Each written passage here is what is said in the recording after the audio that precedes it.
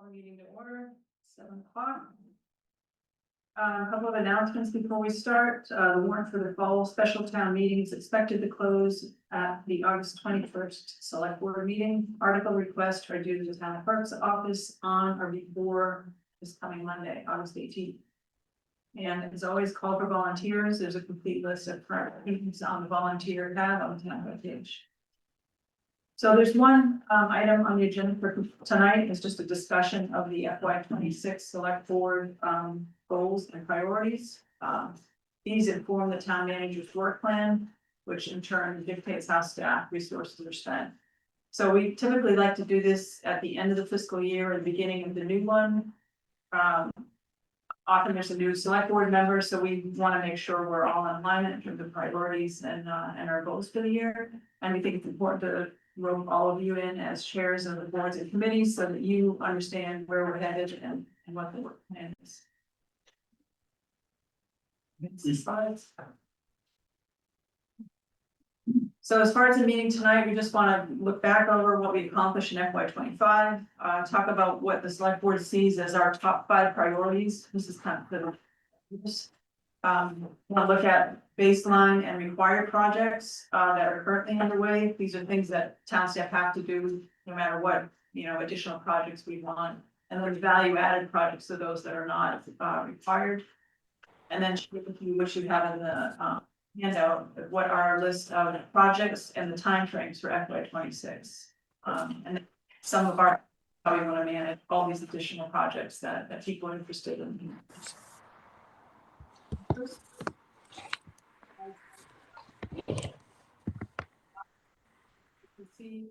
Are you sharing that? Yeah. Okay. The baseline column, the first column, with an X, that just indicates that that's something that's required by town staff. The ones that don't, obviously, do not have an X. Category, Angus has divided all town departments into 4 categories. So there's finance and administration, infrastructure, planning and land management, and finally public services. The reason for that is because it allows kind of collaboration between departments at the staff level. He has what he's calling huddles every other week. They meet and they kind of talk about projects they're working on. So it just makes a lot better use of staff resources. So both the past projects, our baseline projects, and our value-added projects are all organized in one of those 4 categories. Anybody wants details about which departments are in which category, let me know. It's pretty self-explanatory. So any questions on any of these? I know I sent this out. If there's something on there you're not sure what it is, we're happy to answer questions, or if there's anything that you want to highlight, or you, Angus, read them in here. I think the Middle Street Bridge was a huge accomplishment last year. Getting that up and running. Any other ones you want to call attention to with this? Questions from anybody else? All right.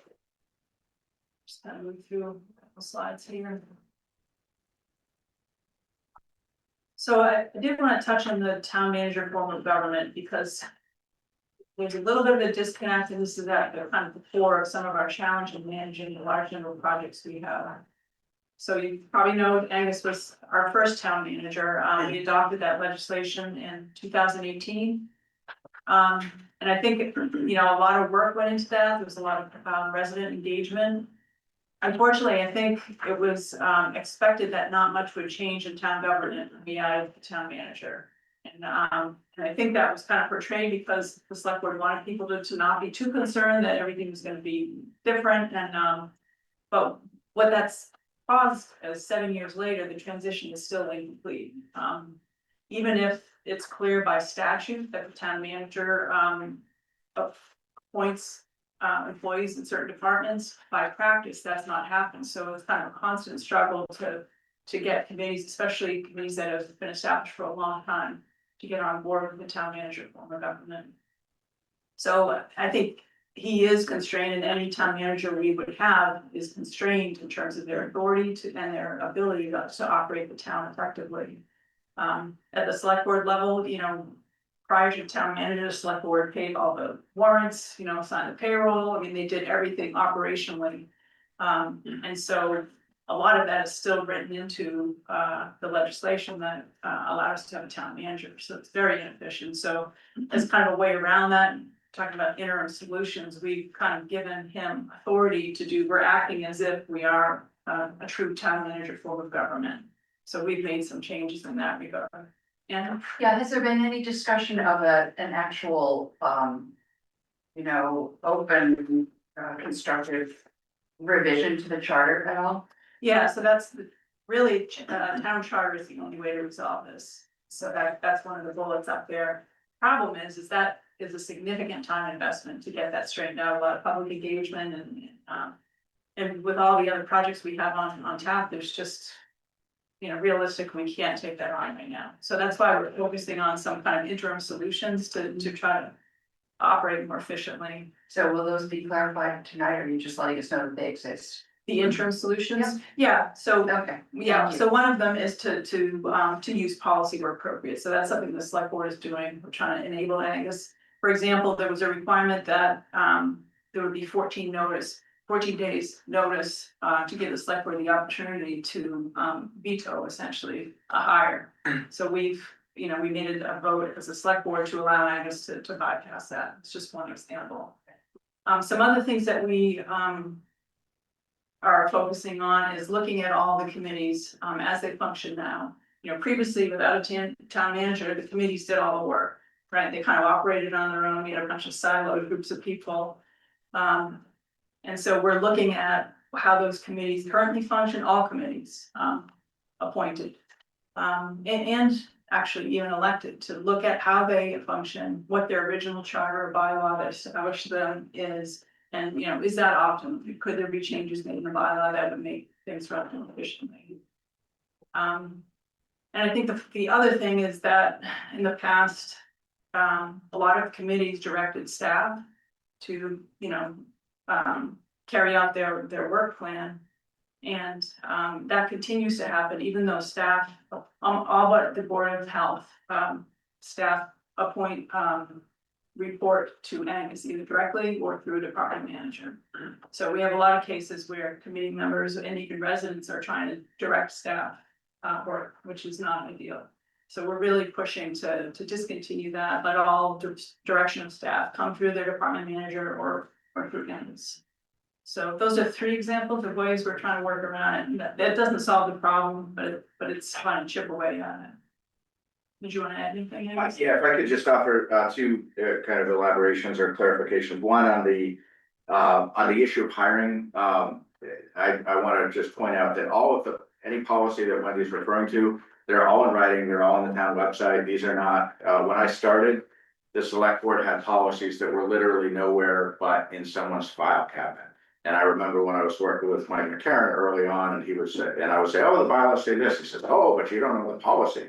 And I would say, well, I need to know the policy. And so in my first couple of months, we gathered all the policies together. We put them into a single book. That was my initiative. That was something the board at the time asked me to do. It was something I needed to do because I needed to know what were the policies. Because as those of you who work with me know, I'm a very by the book person. So I just want to make the point that the specific policy referenced earlier is on the town website. There's a shortcut on the front page saying bylaws and policies. All of the town's adopted policies are there. So the specific policy they adopted a few years ago on the hiring, as Wendy said, it used to say, the town manager appoints, but the legislation says no appointment becomes effective until 15 days after the town manager notifies the select board in writing that someone was hired. And early, so in my first several years, if you look back at agendas, you'll see time and time again a waiver of the 14-day period. It was really absurd. Anyone who's been part of management knows you send an offer letter and you have a footnote that says this doesn't take effect for 15 days. That's not really very workable. And people probably don't realize the amount of hiring we do when you look over the course of the year, and dispatchers and part-time, seasonal.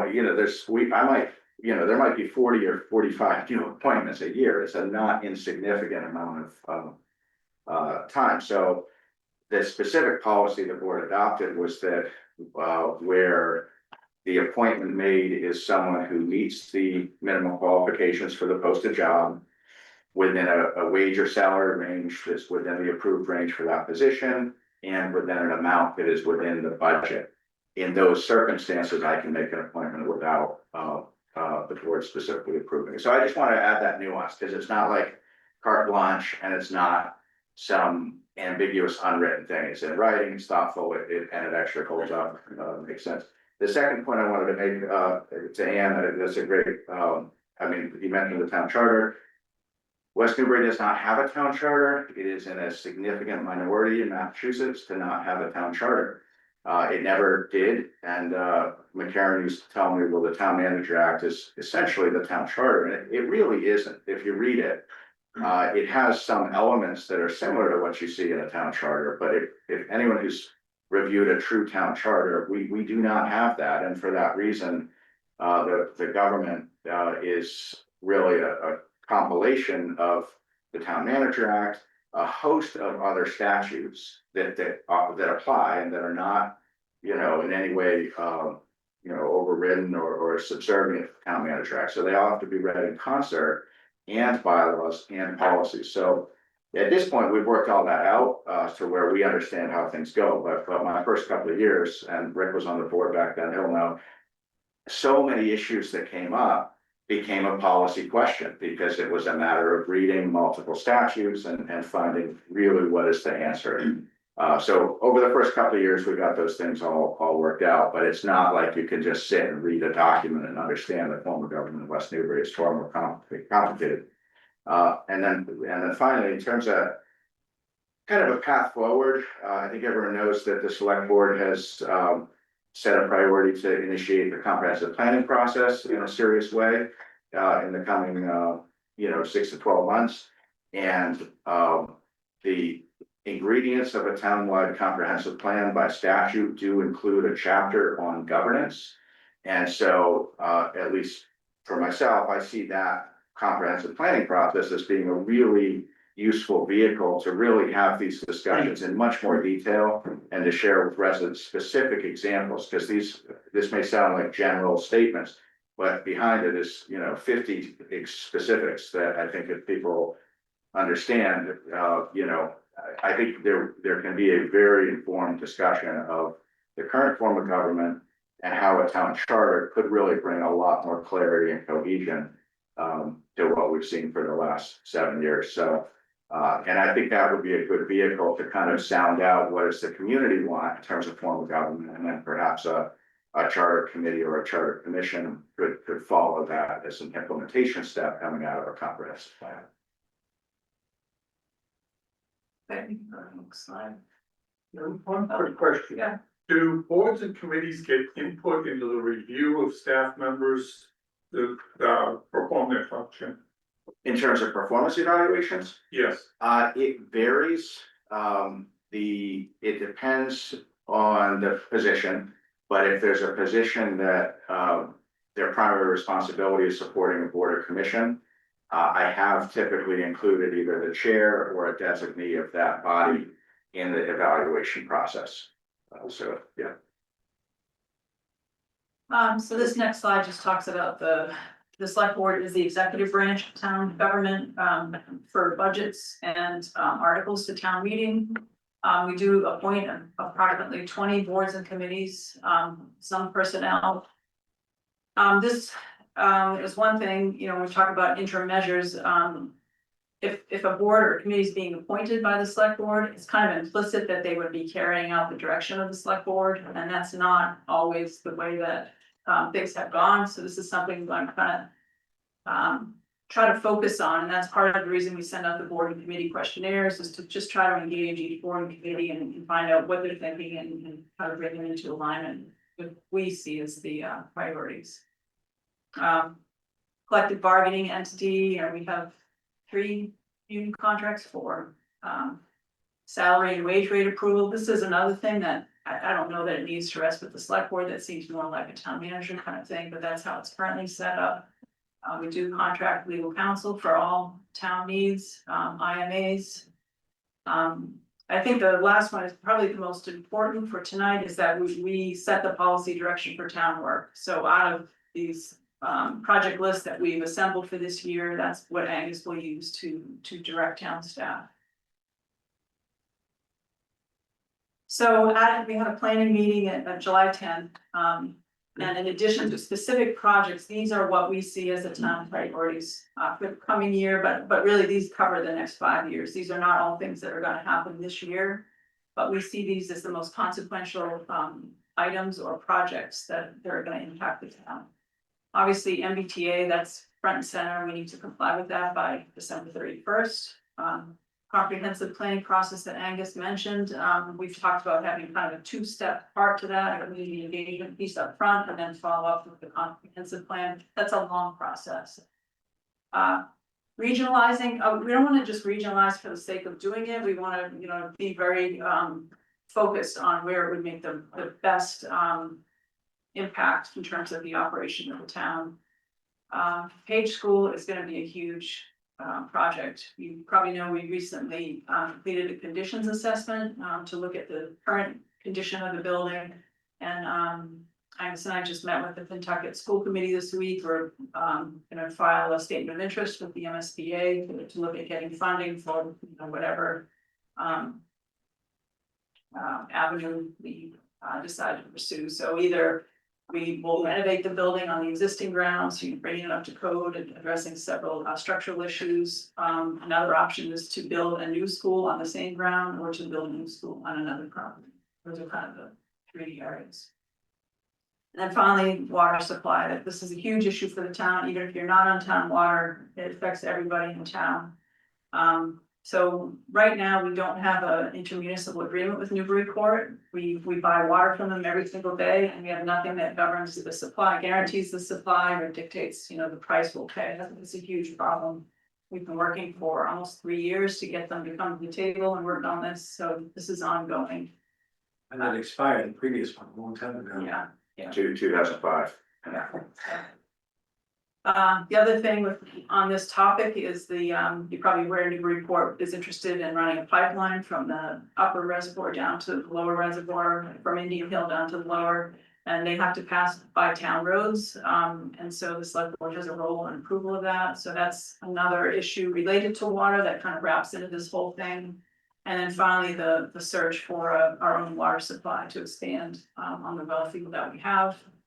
There've been articles at the last few town meetings looking for funding for that, and the select board is pursuing a kind of a methodical approach to looking at properties within the town where we might have a viable water supply to augment what we already have. So I'll go back to the slide at the end and get your input on these, but I just want to share this with you because this is kind of what provided a framework as we looked at the projects and initiatives and targeted when they would be completed.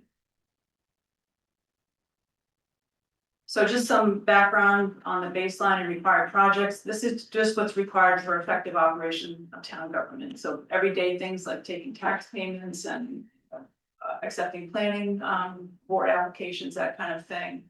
A lot of times state agencies mandate that we have to comply with stuff and we don't really have a choice. A lot of contractual obligations. So this is an interesting one. Articles voted by a town meeting, they become required, but they're often optional. Committee may say, well, we really want to do this, and it's optional until it goes to town meeting. Once it's passed town meeting, then it's required and it has to be part of our work plan. So I think going forward this year, we're going to be much more discerning about what articles we put on the warrant to try to cut down the number of projects that become part of our baseline workload. Unplanned and crisis work, this is just, stuff happens. I mean, we are dealing with so many things resulting from prior town operations that none of us had anything to do with, but take a huge amount of time to try. Just simple mistakes that have compounded, and it's just a daily hassle for town staff to deal with. A lot of times, residents have a certain expectation of town service. They'll show up here and Angus has to deal with them, whether he has 5 meetings or whether his staff is, involved in stuff. So it's just a reality of town government. Really, these kinds of things should dictate what our staffing levels are, not all the additional optional projects. So that's something to keep in mind. I think we're pretty much fully staffed. I think we're at really the best place we've been in a long time, so, Other than, obviously, we've got, a key vacancy in conservation that's been a couple of months now, and we just had our new planner had kind of like a soft start this week. His first kind of full week is gonna be a week from, Monday, the week of the 25th, but that's been vacant for, probably 8 weeks. So, but in terms of, once the conservation agent's on board, we'll be fully staffed. And as I've told this board, a number of times over the last couple of years, I think we are properly staffed for a town our size. For the first several years I was here, I think we were demonstrably understaffed in a number of areas, but the town, thanks to the support of the select board, the finance committee, and ultimately town meeting voters through the budget process, we have added some personnel in finance and administration, public works, and those are the main areas. So I think we have a proper head count for what we're doing, but we got to manage that resource because it's not infinite. then just, as I mentioned earlier, those 4 functioning areas of crime, all these projects are divided into that.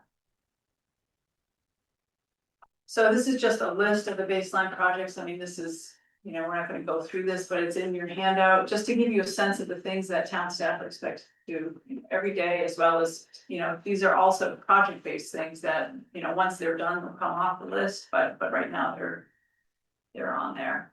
I mean, if each one of those, categories, there's a item for board and committee support and meeting attendance. It doesn't seem like a lot, but if you look at it out there, the number of meetings, and then it's not just attending the meeting, it's making sure the agenda is posted, the minutes and all that. So there is some amount of staff involvement, even with a board or committee that doesn't have a staff level person. So that's laid out in each of these categories. Given, yeah, I have a question. So there are 4 areas and I see how this is divided up. Just, you don't need to go into it now, but is it fair to assume that the select board has a sense of how many staff and, the titles and departments are associated with each one of these? I mean, this looks like a very long list, but if it's 12 people, then that's understandable. So assuming you kind of have a handle. Yeah, if you want to go over. Yeah, I mean, that was actually part of prior goal settings presentations. We took that detail out of tonight's just because it's, we want to kind of get the discussion, but that is in writing and it's been shared with the board in the past, but there's some overlap. So just briefly, I mean, there's some staff who are involved with multiple, between infrastructure is one and planning and development is another, and there's that natural overlap there. I mean, if we're doing, like we're just starting a town center pedestrian safety and traffic calming initiative, and while that ultimately is going to play out in the longer term as a public works project, assuming there's physical improvements that come out of that planning process, I think that's a great project for the town planner to be really right in the thick of that. So there's definitely overlap. That takes me to, maybe that answers my question. So under finance and administration is where the support and attendance lists the planning board. And yet the planning board isn't listed in the planning and land management area, which I didn't quite understand. We can talk about that offline. I mean, I can tell you right now, that's just an error. It should be in the plan. Oh, sure. So it's I not. feel better. Yeah. Thank you. Any other questions on this, if you've had a chance to look at it ahead of time, or you can always follow up after as well. The point of this is to just give you a sense of what town staff already have to do every day. That's not optional. So then that leads us to what we're calling value added projects. So that's essentially everything that's not baseline function or required.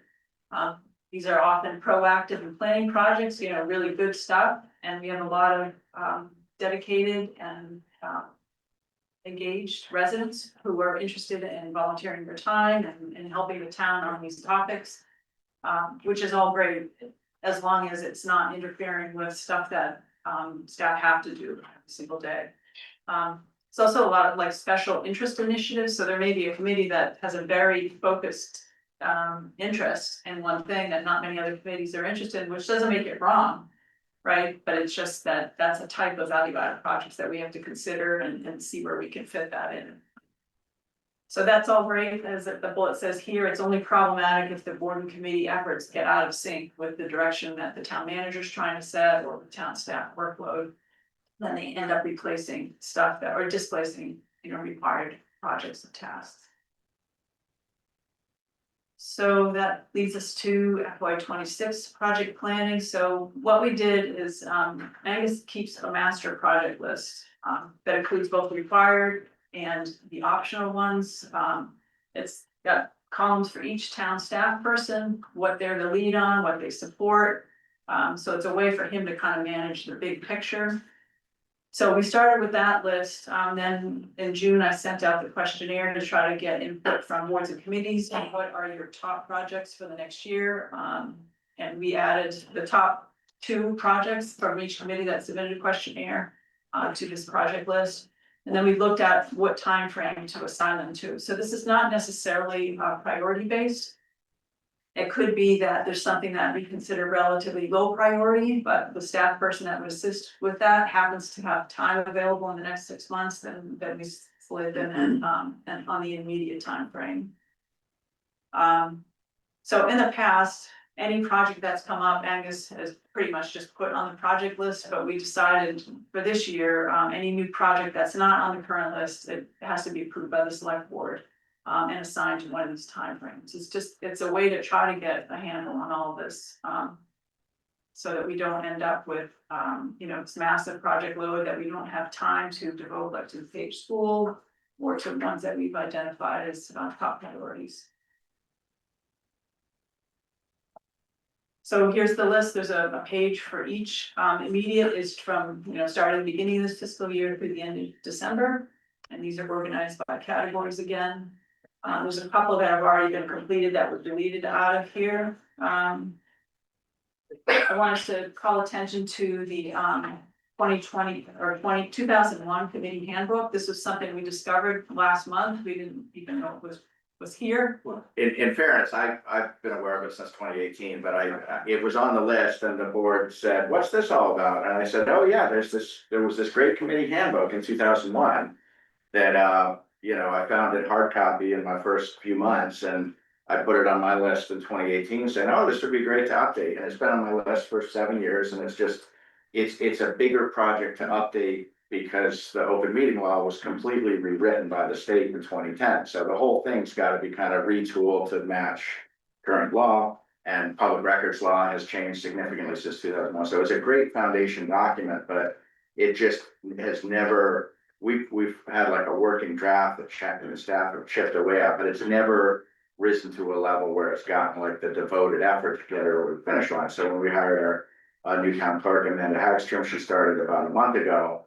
She showed a lot of interest in this. I shared with her the draft and she's working on it diligently and she's gonna have something for this board to review in the relatively near term. And I think gonna knock it out of the park. I really know she's going to, so. That's the thing, you get someone who's got that like kind of project management capability and they can like take something and really run with it, but yeah, so I had never, it'd been on my list, I've circulated to the board going back to fall of 2018, but it wasn't until this current board that they kind of said, hey, tell me more about that. And I said, oh yeah, there's a whole backstory, here's the document, here's the working draft, but some of the things you see on these lists, we'll talk, they might be on the 10-yard line, the 5-yard line, the 2-yard, there might be dozens or even 100 or more or hundreds of staff hours behind them already, but they're not done. And sometimes, as everyone knows, that last bit to get something just right really takes focus and it takes time. And The reason I call attention to that is because her plan is when she gets the draft approved by the board, she's gonna probably have a meeting in September. I think you probably received an email about a template for meeting minutes and agendas for boards. So this is kind of, she's really kind of taking hold of this and trying to get us all on the same page in terms of how we function as boards and committees. The other one I wanted to call attention to, just in this example, is the LED streetlight conversion. This is an example of one that maybe was not a top priority of the board, but the Energy and Sustainability Committee had done all the legwork. There was really no staff involvement needed. It was relatively quick to implement, so we put that on you needed and we're just about ready to go, right, Chip? It's been turned in. Yeah, it's been turned in. Yep, so this is replacing all do you want to explain what the project is? Yeah, replacing the existing 135 streetlights in town, with the LEDs, which will use, well, less than half the energy. Save on electricity. Great project. And I think it's a great model, because if there's a clear policy direction set by the board, and if there's a committee that's like fully capable of carrying that forward, that's great. I mean, that's the kind of, partnership that I think the board's looking for. And then the third from the bottom, Mill Pond Trail Markers, this actually, we would add Break Hill Trail Markers. The Open Space Committee came to the select board a couple weeks ago, after this list was created, but I would consider that falls in that same project type. So when these are immediate but not priority, like MBTA is not on this, that's a separate. Thinking about it in a different way. Yeah, I mean, it's not a specific project. I mean, that's just kind of I would consider that a required. Yeah, that's actually, I think it's in the baseline. Yeah. It's in baseline, Yeah. okay, so these are nice to have. Yeah. And prioritized by when they would be nice to have. Yeah, rather than prioritize, I would say organized by. Organized. Yeah. Okay. So then the next set is near term, which would be the second half of the fiscal year. So, not a lot to comment on here, just more things that working on to try to get the town operations. So we have one item on that list, Mm-hmm. we can be working on that in January with. Or is there more guidance to come about when to? Yeah, so I think the intention here is if say January to June is the time frame, we wouldn't even want you to bring it to town meeting until that time frame. So the idea is not to bring it to town meeting, then it becomes a required project. So the work would start in that time frame. But it would need to be coordinated with Angus's office. Right. Yeah. This is the decarbonization roadmap. So Chip's talking about. On that same issue, then because there's upfront work involved, talking with people on the outside, if we wait until January before we actually do anything, we might not actually get anything accomplished that would be actionable at the spring town meeting. So, the question is, how do we handle that? Do we just let it lie and deal with it effectively a year from now, or do we reach out to an outside vendor or vendors beforehand to start to get information from them? I personally, I'm trying to avoid false starts, which Right. there have been multiple of with particular vendor, and I'm trying to avoid doing that again. Yeah, I mean, I would say, what? Yeah, if I can just, so this, when the committee had met with the board back in June, it had been talked about that the next step, building from the decarbonization roadmap that was completed in the spring, would be to do building specific energy audits, as you know, so we did go ahead and set up, we reached out to B2Q. And earlier this week, actually, me and Caitlin and Brian actually met with Tom Banks remotely. And we have asked him to give us a proposal. I was very clear with him that I think it's probably not gonna, I don't think it's gonna be put on for this fall, but I did invite a proposal because I think it's definitely useful to have kind of orders of magnitude, what's the price, and this was just for the library. We had talked about maybe the library and the old town hall or the town hall. But I know, and I think we all know, that if the town hall is put on the table in the context of energy, efficiency, it's gonna introduce a whole host of questions on use and future use of that building, and that is not in any way on the work plan for the foreseeable future. So I felt the library was more relevant, given that that is very much on the table in terms of future planning. So we do expect to receive from Tom ideally in the next week, a proposal. I was clear with them that I don't, I think there's probably a good chance it's not gonna be proposed for funding this fall. But I think that's good baseline information to have, and that's gonna help inform potential next steps. But I'll take my cues from the board in terms of how much effort they want us to put toward that, but I felt having that meeting was gonna be a good use of staff time, because if nothing else, it'll help myself and Caitlin and Brian get up the learning curve on kind of the difference between an energy audit and an energy audit.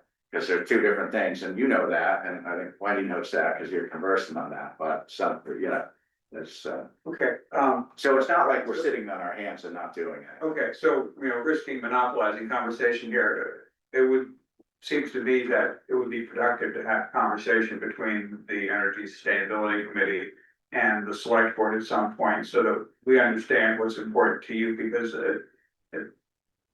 I think where you're looking right now is different than where the ESC was looking, and Okay, so that is worth a future conversation. Yeah. In general, we've slated that for next, second half of fiscal year. yeah, no, I'm not even talking timing, I'm even thinking of deadlines, so. Alright. Any other questions on this group of priority or initiatives?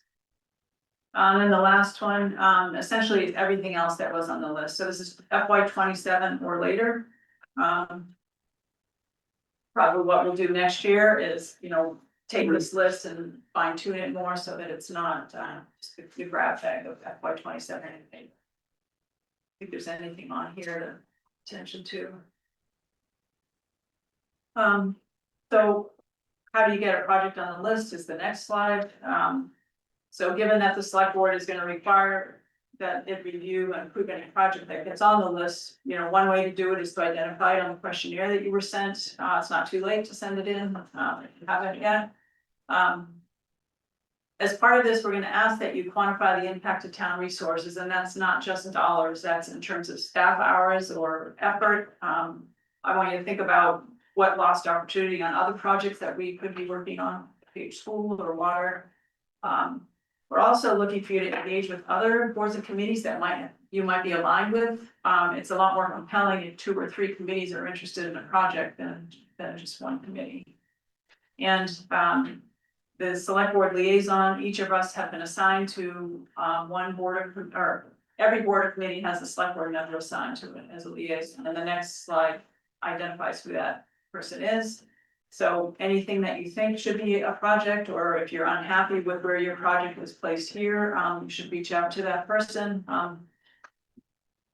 We all approach this differently. If you, for example, I subscribe to agendas for the boards and committees that I'm the liaison to. I try to go to one meeting, every other month or so. But it doesn't have to be like that, just as long as you know who your person is and you can reach out to them if there's any questions. So this is true for appointed boards as well as elected boards. Wendy, how do we let you know when the chairs turn over? The town clerk will know that. There's a select board policy that, and I'll just, as I say that, we could do a better job notifying everyone of the select board policies. Although I will say that for the first 4 or 5 years I was here, I would personally send an email every July to every chair of every board, committee, commission with this specific policy, which is that the first meeting after the turn of the fiscal year, every board, commission, and committee is supposed to have on their first agenda reorganization. So whether they change chair or don't change chair, that isn't the issue, but they're supposed to have it on the agenda to revisit the committee composition, so that if they change the chair, they would then notify the town clerk, who would update the website and would notify the board. So that's the way it's supposed to work, is the first meeting of the fiscal year, every board, commission, committee reorganizes. Whether they change composition or not isn't the issue, but they should have it on the agenda. And even if they reset the same chair and vice chair and clerk, they should have a meeting and affirmatively do that, and not just have it kind of roll forward. So yeah, I definitely sent that the first 4 or 5 years. The last couple of years, as we've had more, really since we've had a full-time town clerk, because Mike McCarron did a great job. He was also town council, he was also procurement officer, he was also wearing 4 other hats. And he was not a full-time town clerk, so it was not until we hired Jim Blatchford and now Amanda that we've actually had full-time staff in the clerk's office. So I've now looked to that department to do that type of thing because it's a town clerk function, so, but where Amanda's brand new, I don't think I'd even mention that to her, but. That email should go out, every July 1st thereabouts, is to remind the chairs that. That is something they should have on the first agenda of the fiscal year. And they should notify the town clerk, so the web page can be updated as well. Isn't it true that the select board tends to make appointments in June? That's what I remember, so historically. Yeah, for the next. So that's just to get ahead of the beginning Yeah. of the fiscal year. It's usually the first week in June, but sometimes it's less. Then the final slide is just the 5 priorities. Right, just add just a bit of commentary on this slide, because the designation of liaisons is a relatively recent thing in the last 3 years or so. And I think it's a great thing, personally, and the way I would frame this in conversational terms is if there's something that me and staff are actively working on, that's on the work plan, you know, you guys are all gonna be involved with that, you know, with the issues your committee or commission or board is involved with. If your board, committee, or commission feels there's stuff we should be working on that we're not, that to me and the board is a conversation to have with the elected officials, because I take my cues from the board. So if it's kind of a lobbying conversation, if you wanna, you know, don't come to me and say, I want you to do this. Go to my supervisor, the select board, and say, you know, our committee thinks that, and then the select board, when they tell me to do something, that's when I'll then translate that to staff and get them working. So that's, because I want my time focused and my staff's time focused on the things we're doing, not on, forgive the term, but the politics of what we're not doing. It's a very unconstructive use of time because we're doing so much. That 20-minute conversation is 20 minutes. This, and I will not say it's other work that's not getting done. It's working till 12 or 1 or 2 in the morning, or working every Saturday. That's why we are doing that, because we're both doing what we're doing and dealing with some amount of like, well, why aren't you doing this? Oh my God, because we are so busy. So those conversations, I would respectfully suggest to redirect those types of conversations to the elected officials, who be, by virtue of being in meetings, you know, you guys meet roughly 40 times a year. They have a front row seat of the big picture and everything that's going on. Okay, so the last slide, I just wanted some feedback on these 5 priorities that we laid out. Do you agree with these? Do you have other ones that you think should be in there? Any questions on them? This is your opportunity to tell us what you want. And these are kind of overarching. I am curious, the regionalized and critical services, what are those services that you're thinking of, or has there been thought about those services?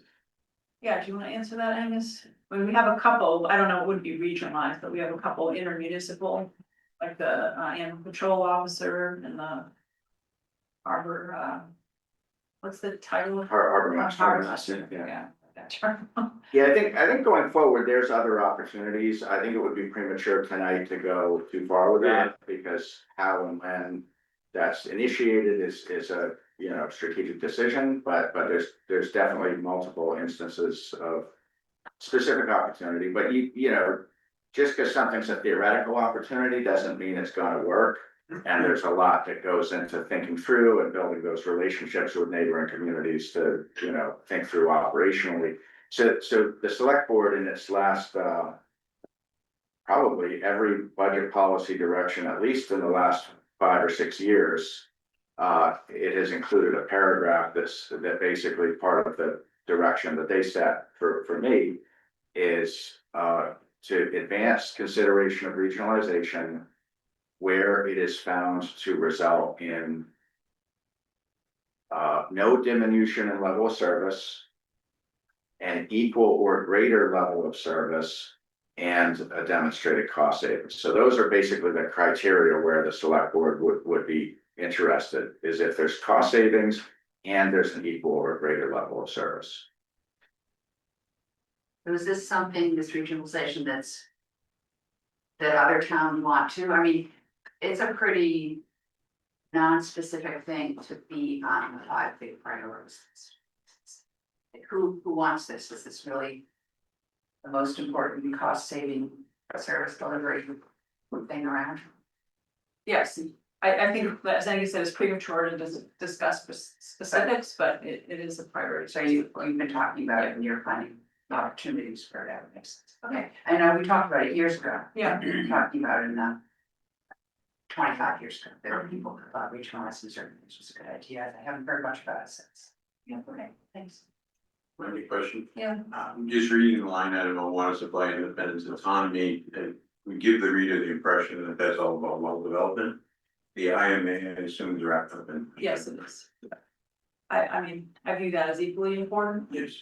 because even if we find a good water source, it's gonna be years before it's online, so.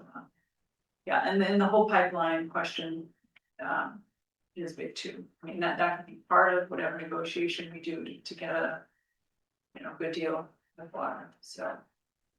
And Randy, I hope the fact that 1/3 of the town is not on town water is part of that whole consideration. I mean, we're aware of it, but I personally feel like this is the town's future. If we don't resolve this problem, the whole town will pay the penalty for it. And I know you feel differently. We've made that, which is fine, but I think the board's in agreement that this is something that the whole town would benefit from. Can you tell us why you think that? Why I think Rich that, and me, why you think that's true? well, Why does the whole town benefit from something that serves 2/3 of the town? Okay. Sure. Yeah, if you Like have- Jack, dude, I well water also. Right. And I'm the same way. Why do I care, I guess? Jack Dugan put it to us at a meeting and it kind of stuck pretty good. Suppose West Newbury lost, whether Newburyport went away or we didn't have a water supply, what does that do to your property values? Right? If without water in West Newbury, this town is dead, your property is gone. Even if you have a nice little well on my property, that's number one. Number two is fire protection. We have hydrants on the street, so we have We that. never have hydrants very well. Right, there's no hydrant miles from my house, and I supply 40,000 gallons of water in a pool in my backyard that I'm counting on to put a fire out on my property. So that, I just had to replace that water at several $1,000s, so I'm paying for water on my property. I paid for my own well, I just had to have that repaired. And the town now expects me to pay for everybody else's. But this is the same as kids in school, right? No, it's Not not, you, because if in I don't know. school, I have the opportunity to use that, the town does not give me the opportunity to use well water. It's a community benefit that individuals can't absorb the cost, it gets spread out over the community. And with the water, literally, when Jack said that, suppose we lost the contract with Newburyport or the well got contaminated or both at the same time. And West Newbury did not have water. The 1/3 of privileged people with wells are in a very good position, but your real estate values are gonna tank. And it's, I see the benefit of it. Do I like it? Absolutely not. I'm probably in the same perspective as you, but I see that it's probably something we're gonna have to engage. I guess I would say a more compelling argument to people like Rich and me might be that the schools and all the town services, et cetera, are all served by town water. So there would be no ability, this building wouldn't function, schools wouldn't function, none of those things would function, and those two serve it. So I'll concede that amount of real estate tonight. The other thing I think is worth observing is that, even though you may not live near a hydrant, you are dependent upon, for fire protection, you'll be dependent upon a tanker truck or tanker trucks from our municipality as well as other locals who would come for support. And they would be filling at hydrants, because that's where the closest water supply would be that would enable them to get water to your house. And I know, Rich, you're an exception, you've got 40,000 gallon pool, and that's fabulous for you. But I don't know if that represents everybody else. But I mean, that's a resource that I would not be surprised if the fire department tried to use to help my neighbor's property as well. But I keep pushing this because I think it's something to be considered, and there are other ways to help the people out there. Like we tried, Rock put dry hydrants on the warrant. 20 years ago, it got voted down, that would have provided water supply for the people out in the back. So it's just consider, if you're gonna tax us from tens of millions of dollars on the water supply, think of, are there solutions to add another $1 million that can provide water protection to large swaths of the back of town?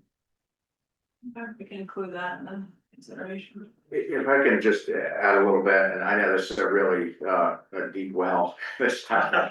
But the efforts that the select board and my office have made and are making are really primarily focused on both the exploration for new public water. Fully understand you feel that's not a appropriate use of free cash. But those have been, finite and discrete amounts.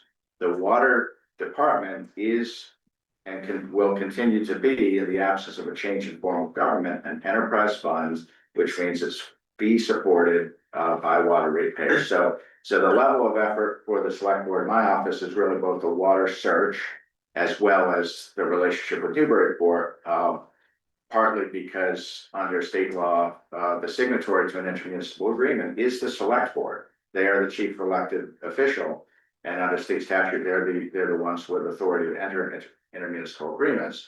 And with the pipeline and some other issues that have been going on for a while with Newbury Port, there is a role for the select board in an intermunicipal agreement with Newbury Port that goes beyond what the Board of Water Commissioners would have the legal authority to agree to.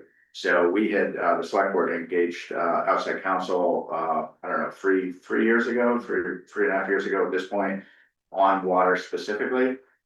Really one of the top natural resource or environmental management firms in the Commonwealth. They're excellent for the specific purpose of working toward a new intermunicipal agreement. They spent a significant amount of time with this board and with the Water Commission to basically put together a list of kind of must-haves, wanna-have, and a third tier of things we'd like to talk about in terms of an intermunicipal partnership. And they confirmed our understanding, which is that some aspects of that are squarely under the authority of the Water Commission, such as the purchase of water. Whereas other items, such as, for instance, work within town rights of way, such as would be needed for a pipeline, are squarely under the authority of the select board. So both bodies, both elected bodies, would need to be signatory to an intermunicipal agreement. So that's part of why this board and my office have really been pretty engaged on water for the last several years. So it's not to do with the underlying financial structure. With that said, one of the initiatives that's been sketched out, but really would benefit from, 100 hours, is a sustainable financial plan. You'll see that in the list. You'll see a reference to a sustainable long-term financial plan for the water, because we do not feel that exists, and I don't think the Water Commission feels that exists. And I put together an outline a couple of years ago, and I sent it to the board and the Water Commission and FinCom, and I think everyone thought that's the right outline. That's the work that needs to be done. But that outline, took some time to do that and do what could end up being a 60 or 80-page report. It's just a huge chunk of time. I could do it if I had 2 weeks and nothing else to do. I could do it, I promise you. But that just never happens. And so that's something that we feel is a very real priority for this community. Because if you look at where our water rates are now and where our, typical water customer, their cost burden relative to what is kind of reasonable. And you look at what, obviously there's a significant rate increase last year. There needed to be to pay the debt service for the Church and Prospect water main replacements. When you look ahead in the capital program, you see another 20 capital projects, independent of the cost of potentially developing a new water source.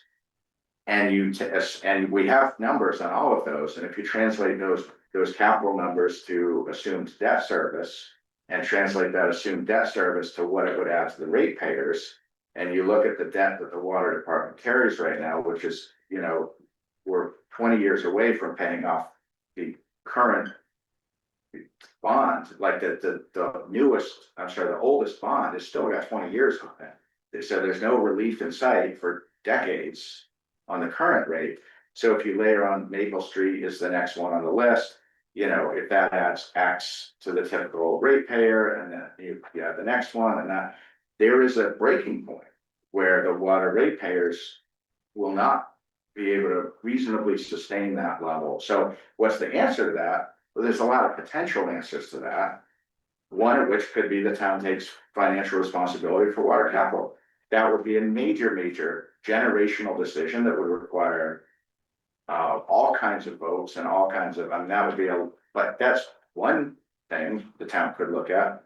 There are other options the town could look at, but the town can't look at any of that in a serious way until it's got that basic situation crystallized to the point where not just this board, water commission, and you know, others who have been part of this for the last many years know that, but to where the community as a whole looks at that and says, geez, that's not gonna work.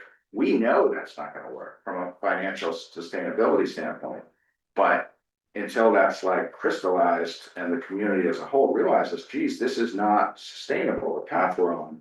That's that aha moment that we need to arrive at, where we can have a more serious conversation with the whole community about, okay, well, if that's not gonna work, what is gonna be the strategy? And that could involve intermunicipal agreement and regional relationships. That's a different option. So that belongs on this list. Definitely. Yeah. I I think like- it's all I like- part of that last item. I like your list. Those are your town priorities. Okay, any others that we didn't capture here? Rick, I'm sure you have one, it's not on here. I do, but it won't make this list, so, given all the circumstances, I'd love to see us push the decarbonization issue harder. And also look more seriously at resiliency, but, I understand, I think the baseline or the background enough that this is probably a realistic list. Not probably, it is a realistic list. What do people think about the comprehensive plan? Are we ready for that? Do you think it's needed? I think in terms of deadlines, it's needed, in terms of the age of the comprehensive plan. And this new planner that Angus and I interviewed professed to have great experience and interest in this area. Started telling us already about the information the town has on hand that we could incorporate into one, so he seems ready to take the bit and speak for that, so. Right, we can look to him to, depending on the, again, on the workflow that Right. comes into the planning board over which we have no control. Yeah. But this could be an ongoing thing there. Molly, Lisa, do you have any comments or questions on this? All right. Nope, no questions, no comments.